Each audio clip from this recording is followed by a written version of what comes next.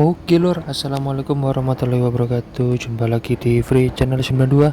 Dan kali ini saya mau membagikan yaitu gambaran saya kerja di Korea ya. Salah satunya saya bekerja di bagian operator forklift. Dan ini saya sedang mengangkut barang di atas truk menggunakan forklift. Dan ini adalah bagian dari pekerjaan di Korea, teman-teman. Jadi kerja di Korea itu berat atau ringan itu tergantung dari persepsi kita masing-masing dalam menyikapi setiap pekerjaan. Nah, jadi di Korea peminatnya bekerja itu banyak, terutama para pemuda-pemuda yang usianya ya rata-rata yang di bawah 30 tahun itu pengen kerja di Korea memang rata-rata, teman-teman.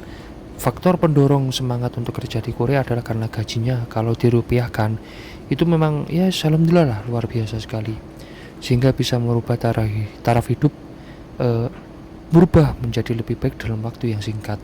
Namun perlu diketahui juga bahwasanya saat bekerja di Korea kita juga harus memperhatikan tujuan kita ke Korea apa. Kita jangan sampai terlena dengan gaji yang besar kemudian beli barang yang nggak harus dimiliki ya, misalnya gini, misalnya contohnya kita beli mobil baru gitu, bangun rumah yang gede kayak istana gitu. Itu saran saya jangan. Karena apa? Agar hasil jerih payah kerja di Korea bisa membawakan hasil yang maksimal, pertama adalah fokuskan buat usaha. Ingat, buat usaha. Karena setelah pulang dari Korea, ya harapan saya berdasarkan pengalaman saya, ya janganlah kalian jadi karyawan di Indonesia. Kenapa? Karena gaji karyawan di Indonesia ya cuman begitu-begitu aja. Ya kurang lah dari tingkat kebutuhan sehari-hari.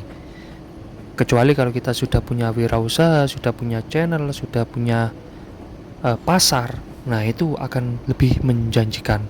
Jadi uang yang dikumpulkan banyak dari kerja di Korea ini sebaiknya diinvestasikan. Pertama kita beli sawah, kemudian yang kedua kita beli tanah yang posisinya strategis artinya di jalan yang tepat gitu. Artinya bukan jalan yang apa ya, jalan yang sepi, jalan yang menuju ke jalan buntu, gang buntu lah gitu, bukan, tapi ke jalan yang posisinya strategis, ramai dengan kendaraan bermotor lewat, dan juga ramai akan orang-orang berlalu lalang, baik yang bersepeda ataupun jalan kaki, itu lebih baik. Saya contohkan begini, saya kan tinggalnya di desa ya teman-teman. Saya beli posisi tanah yaitu di perempatan.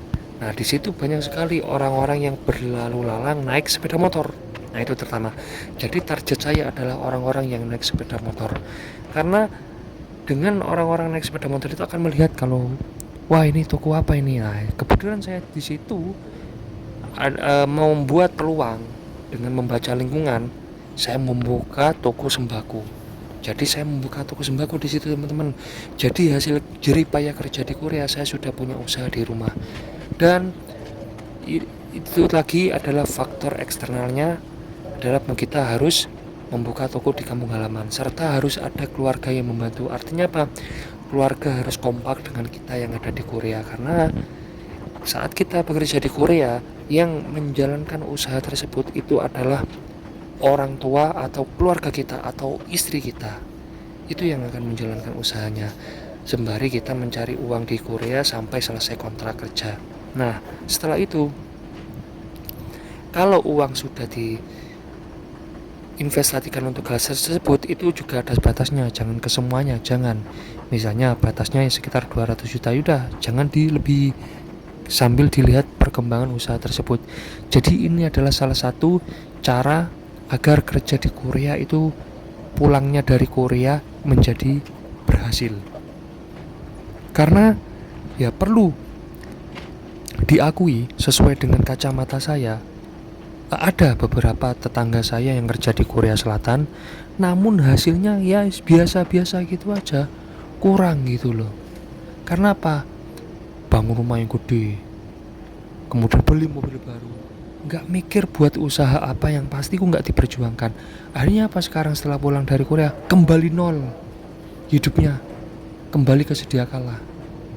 Nah agar hal tersebut tidak terjadi, jadi bagi teman-teman yang mau kerja ke Korea Selatan, atau yang sudah kerja di Korea Selatan, kumpulkanlah uang tersebut untuk membuka wirausaha di rumah. Gitu caranya. Kalau bingung mau buka wirausaha apa, segera bangun channel. Segera mencari informasi itu. Kalau saya itu membuka toko sembako yang ada di posisi jalan strategis, dan alhamdulillah toko sembako tersebut berjalan dengan lancar dan ramai. Itu adalah salah satu contoh dari saya. Nah, selebihnya teman-teman bisa sesuai dengan isi hati dan pikiran mantapnya buka wirausaha apa gitu. Jadi saran saya sekali lagi, agar jeripaya kerja di Korea bisa maksimal dan berhasil, fokuskanlah hasil kerja di Korea ini untuk membuka wirausaha. Jangan beli mobil baru, jangan bikin rumah gede-gede, jangan. Oke? Buka wirausaha terlebih dahulu agar sukses terus menerus berjalan. Itu dulu dari saya. Wassalamualaikum warahmatullahi wabarakatuh.